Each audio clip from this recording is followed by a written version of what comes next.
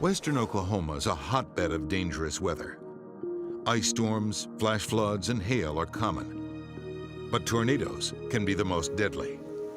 Meteorologist David Payne is an expert on Oklahoma storms. Yeah, Mike, it's right here.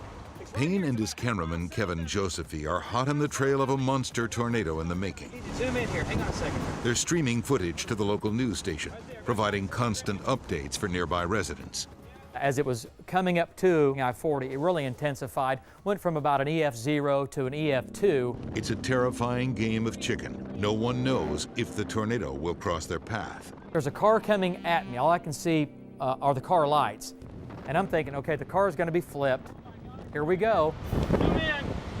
And they were just barely ahead of the tornado. The tornado goes just behind them. All this debris goes behind the car. Two of the luckiest people in the world just kept driving. What was once an EF2 tornado is now a fierce EF3, and it shows no signs of stopping. Half mile, it's violent, Mike. It's very, very violent. And boom, it goes into the multiple vortex phase, which is often a precursor to a big tornado. Okay, Mike, can you see all the vortices now? We have small vortices coming to the ground, rotating around each other. There's about 4 vortices on the ground right now. The massive twister flies over fields, tearing out equipment. Mike, there's an oil tank rolling in front of me. There's a huge oil well tank being pulled into the tornado, if you can see it here. The storm is getting closer and closer to the town of Sweetwater.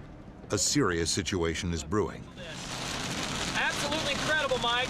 If you can see the video, it's an F3. Mike, we might be pushing the F4 now.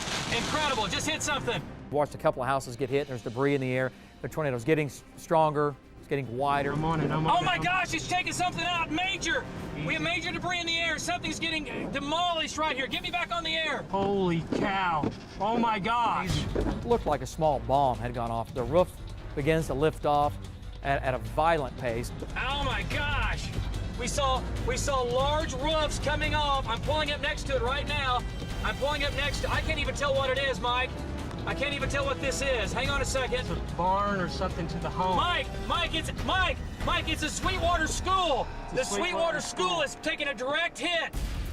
There's an even greater concern. The school's storm shelter is the closest safe haven for families like that of Charmaine Boyer. It was barely enough time. We didn't even have enough time to close the shelter door. But there was 4 families in the shelter. We all kneeled down on our knees and huddled up together and held each other close.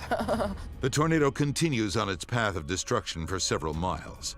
The city of Sweetwater missed having a horrible scene by a few hundred yards. In the end, the Sweetwater school is the hardest hit, with over $4.5 million of damage, a catastrophe that takes almost 2 years to repair. After a tornado, the town was a wreck.